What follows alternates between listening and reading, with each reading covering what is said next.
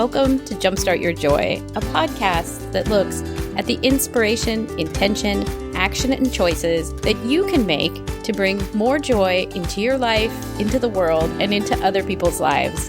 This is your host, Paula Jenkins. Welcome to episode 227, and this week's 3 joyful things here on Jumpstart Your Joy. This week on the show, I was really excited to have Dr. Ezzie Spencer on. She's the author behind Lunar Abundance and the brand new Lunar Abundance Journal. It was a lot of fun to get to speak with her. And as you know, if you've been tuning in to these super secret extra episodes, you know that I'm going to break it down and talk about the inspiration, intention, and action and the big aha moment that I had while I was talking to Ezzie, because it was really amazing and something that I'm excited to share with you guys. Before we get to that, real quick, of course, these 3 joyful things episodes are by subscription only. So if you're getting this, thank you so much for subscribing. If you found your way here, make sure, if you want to keep getting them, that you either do one of 2 things. Find Jumpstart Your Joy on any of the regular podcast players. So you can find us on Spotify, Google Podcasts, Apple Podcasts, any of them. There'll be a link to that in the show notes. And the other way to get them is to sign up for the newsletter right on jumpstartyourjoy.com. These come out every Thursday, and you can either read them in the newsletter themselves, or you can get them in an audio format. You just get the link right there and you can hit play. So thank you so much for being along for this journey. It's been a lot of fun recording these for you, because I have found that in every episode and in every conversation that I have with a guest, there is a moment where I find myself just sitting there soaking up the goodness that I am hearing and taking total delight in. It's fun to be able to share them with you after the fact. When I first heard Dr. Ezzie Spencer on the Jess Lively show back in 2017, I'll put a note in the show notes for you. I just knew that I had to talk to her. She's the author of Lunar Abundance, and she's defined a framework for creating a natural balance in your life that is all based on the moon and its cycles and its phases.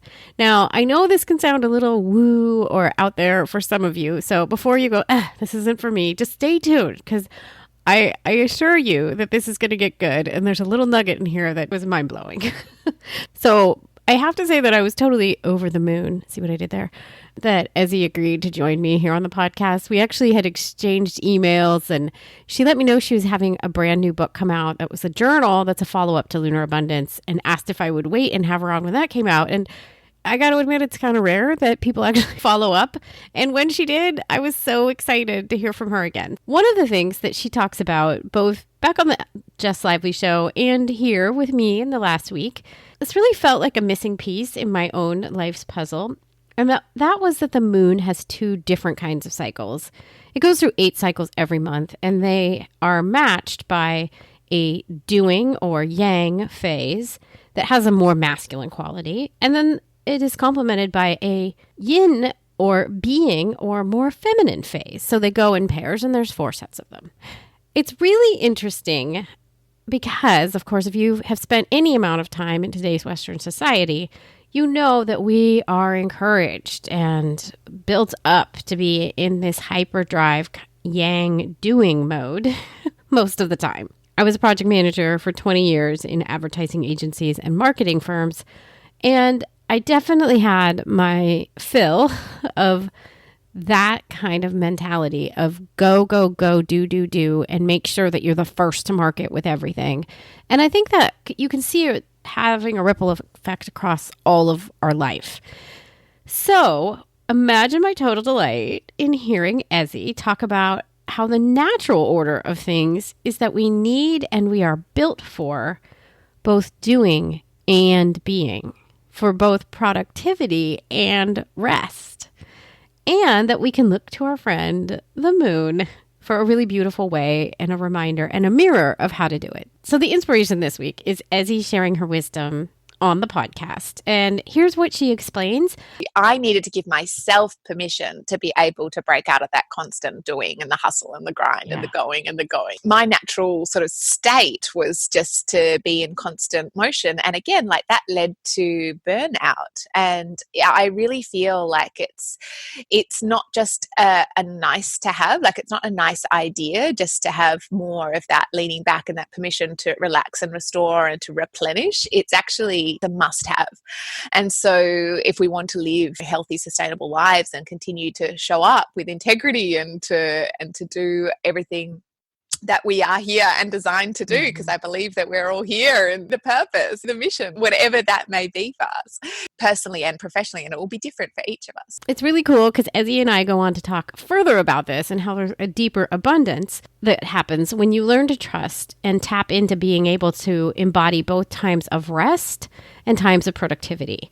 This happens when you listen to your inner voice, the one that is coming from a place of love and inherently knows and embraces that you can rest and you can trust that everything will be okay. You don't have to do it all right now.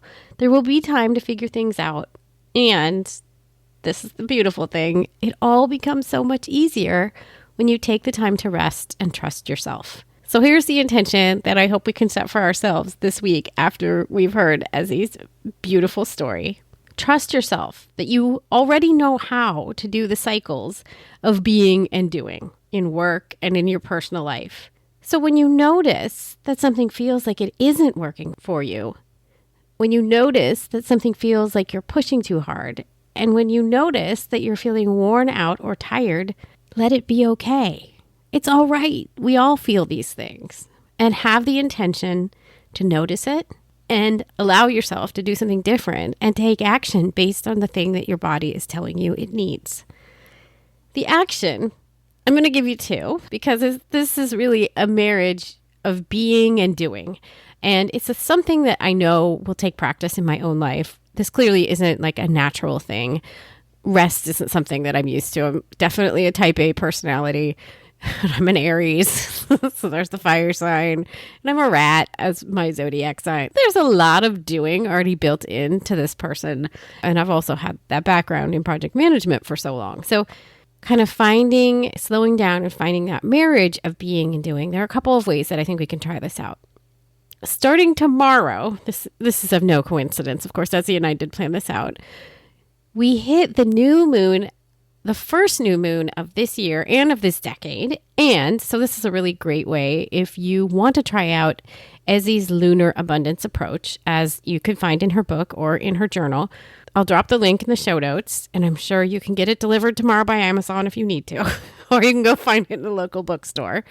But you could follow that process of setting an intention at the new moon and then walking through the different cycles of the moon and seeing what happens.